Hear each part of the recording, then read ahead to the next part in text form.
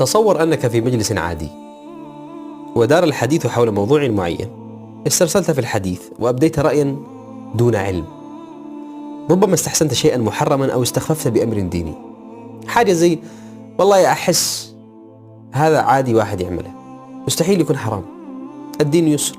هذه الجملة منتشرة اليوم في المجالس والنقاشات. المهم في شخص سمعك وتأثر بما قلت، وبعدها مضى ليفعل ما تأثر به. في آية مفزعة يقول المولى فيها: ليحملوا أوزارهم كاملة يوم القيامة ومن أوزار الذين يضلونهم، ومن أوزار الذين يضلونهم. وفي موضع آخر: ولا يحملن أثقالهم وأثقالا مع أثقالهم. ما قام به هذا الشخص الذي تأثر بكلامك ستتفاجأ به موجودا في صحيفتك،